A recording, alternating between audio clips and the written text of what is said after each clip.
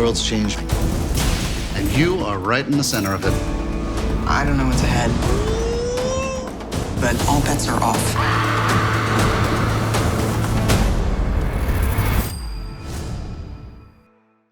Big names in the news for our third topic of the week. And hey, Conor McGregor back in the police blotter to a degree. He has denied allegations coming out of France. He's on vacation in Corsica. I think there's some kind of world tour on a boat. I'm not sure, but he was in a French bar and he was detained by police and accused of attempted sexual assault and sexual exhibitionism. His team has vehemently denied this. There was no arrest. Yeah, Rashad, I'm not really sure, how we can react to this. We don't know the facts in this situation. This guy is a public figure, though, and keeps getting attached to this stuff. Your initial reaction when you heard this, was it sort of like, all right, we'll wait for the facts, or was it, hey, these things are piling up? It was a little bit of both. At first I was like, dang, man, he's always getting caught up. But then I thought about it, and then I looked at what they're saying, and I looked at the allegations, and this is another allegation. It's kind of baseless in a sense. You know what I'm saying? It's kind of somebody said that he indecency exposed himself, or whatever the case may be. But I mean, you're Conor McGregor. You're walking around. It's a circus around him. When people get around him, they act completely nuts. So who's to say what really happened? Who's to say what he really did? You know what I'm saying? And then when you start looking at the facts of the whole situation, he's on he's on the boat with the yacht with his wife and his family and things like that. So when you hear the heading of sexual assault, it's like one of those things like whoa. But then looking at the facts of the situation, it's more of a headline grabber than actually meat to this whole allegations, I believe. Yeah, right before those allegations, I believe it was the day before, McGregor posted on Instagram a picture of USADA having found him out there, Rashad, and hit him up with a test, and he made the joke on social media that I'm retired, but obviously, look, he's not really retired if he's still enrolled in the USADA program. Yeah, if you're in that testing pool, you're not retired. But what's remarkable is the fact that they went and found him on the yacht.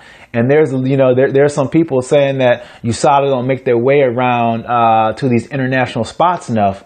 It's just funny that Conor McGregor makes sure he gets one, Rashad, do you have any weird stories of USADA walking in on the bathroom on you or catching you with your pants down? Nothing weird here? Nah, I mean they'll find you. They'll find you everywhere you go. That's 100% sure. And they tested me a lot when I was fighting for the UFC.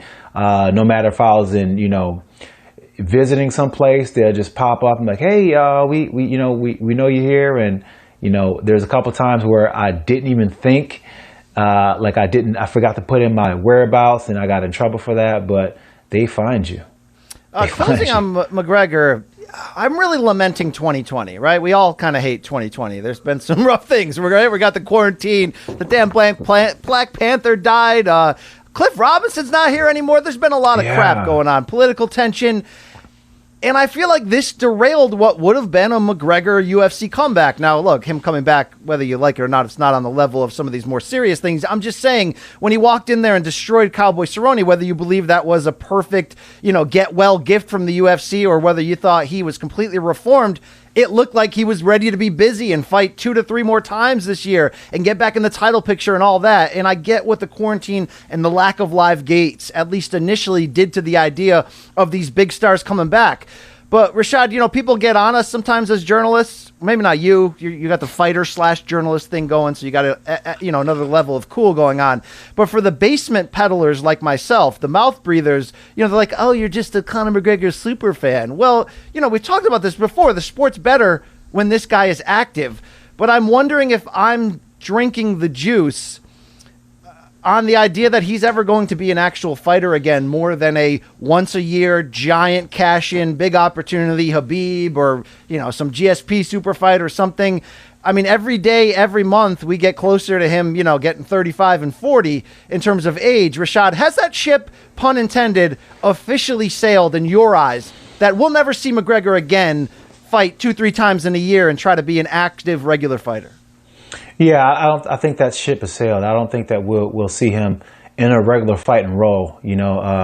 Just because every single time, even one of his fights is just there's so much that goes into it. There's so much that is at stake. There's so much to be gained, and each and every single opponent has to be mapped out. And every time that he fights, it's a blockbuster. So, if you have too many blockbusters in a year, then they kind of ruined your blockbuster, right? So you can't even put them out there that much. So I mean, yeah, and then not for nothing. I mean, you have to kind of protect him in a sense where you want to give him the kind of fights where even if he does lose, it doesn't ruin his value. And that's where you're at with McGregor. So I think that's a pretty fair assessment, BC. That is what it is right there. I mean, look, more money, Rashad, more problems, okay? More problems, B.I.G. was right. He also died shortly after saying that. Rashad, you did mention Blockbuster. I'm looking for your 90s strategy when you would enter the store, right? The great VHS tape store. We all wanted to get behind that curtain in the back corner, right? Because you know what's back there, right? What was your strategy? Would you sort of like run to it and just be like, I don't care? Or was it like a casual, let me look at the regular movies next to it and see if anybody's in there? I would casually do it because most of the time I went there, I went there with my girl, so I really couldn't. Well, okay. You were living in a different 90s than I was. All right, okay, we're getting there. Yeah, well, look, okay, you were a high school football star. People forget that there, along with the wrestling as well. All right, also in the news on the boxing side, it's Big Red. It's Canelo Alvarez, the globe's biggest boxing star, my number one pound-for-pound king. It doesn't look like he's going to be back in the ring, Rashad, anytime soon. This broke a day after we did the show last week, so we didn't get into the impact, but Canelo has filed a $280 million plus lawsuit against DAZN, against Golden Boy Promotions, and against Oscar De La Hoya, his promoter, specifically for broken promises, fiduciary douchiality, if you will, and a bunch of other stuff. Rashad, I understand specifically his gripe with DAZN. I signed a contract for $35 million per fight, and you're offering me half that because of the quarantine. That ain't going to work. I don't think any court of law, as long as the contracts are written that way, are going to help out DAZN in that case. But do you make anything? And we've known about Alvarez's unhappiness with Golden Boy over the last year, of the idea that he's straight up suing his promoter. Do you think at age, I believe he's 31? That he could be, or 30, I'm sorry, that he could be prepared for the possibility, should this extend. Let's remember Andre Ward in his prime stepped away from the ring for something like 2 years to try to get out of his promotional deal. He lost in court. There ended up being a settlement afterwards.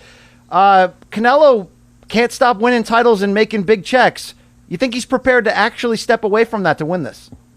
No, I don't think so. And I don't think that, the De La Hoya Golden Boy Promotions are going to let that happen. I think they're going to try to look to appease and try to look to amend the situation as fast as possible because, they know they were wrong in the whole situation. When what happened was Canelo had a contract with them where he decides who he's going to fight, where he has the last say who he's going to fight.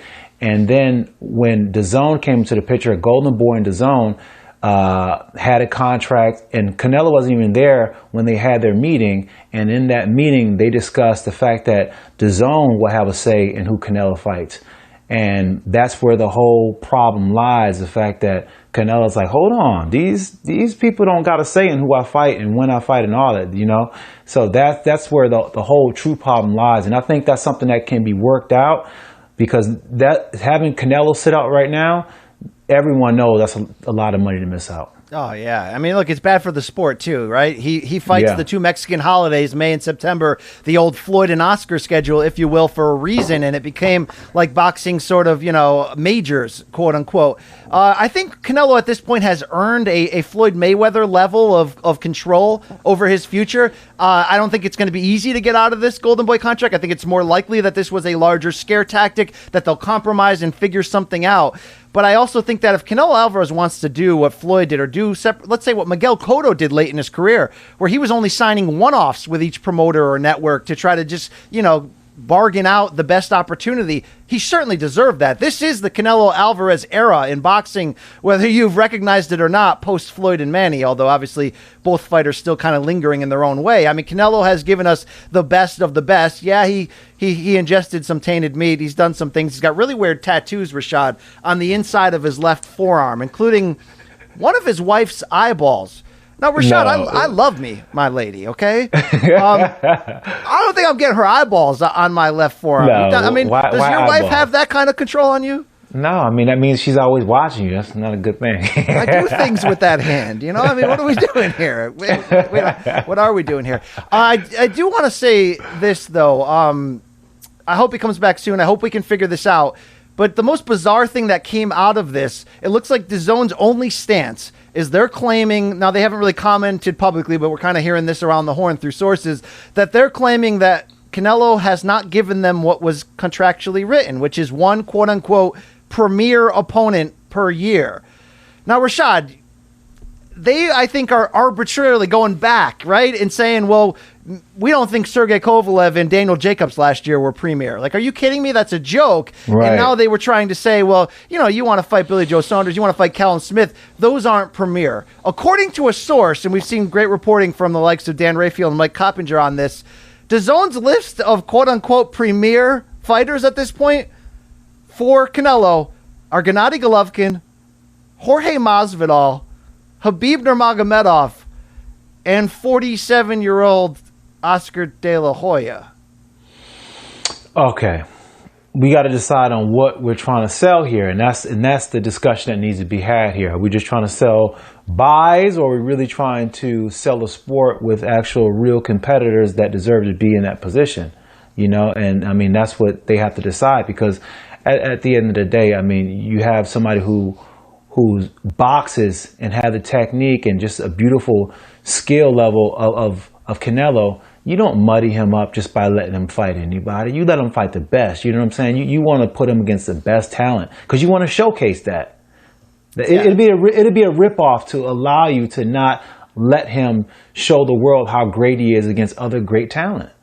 I mean, you can do Maymac, by the way, when Floyd's 42 and retired for 2 years, which they did, and it worked. You can't put Canelo out there against Masvidal right now. You can't put him against Khabib, who doesn't throw hands, you know, on the level that he does everything else. I mean, the De La Hoya thing's laughable, although, look, I do wonder if we are headed into that direction given the unhappiness between them.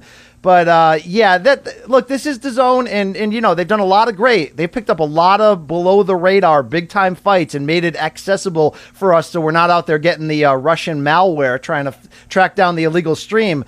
But, nah, bro. They can't get caught up in the whole, like, circus type of promotion. Like, that's not something you want to fall into initially. That's something that kind of happens. They did the YouTubers. You know? Rashad, they're the master of the damn Paul brothers. That's so right. it is on brand. That is right. It's like, but look, like, Canelo doesn't have that reputation of not taking tough fights. Did he wait out Triple G a year and a half? Yes. But outside of that, he's always faced the best of the best. Fought Floyd when they didn't think he should have. You know the story. Fought Trout, Lara back then when he didn't have to. Just moved up to fight Kovalev. I don't care if you think Kovalev is washed. He's a huge puncher. It was a fight that mattered. So shout out to Big Red. He's done a lot of great for the sport. Tattoos, you know, notwithstanding.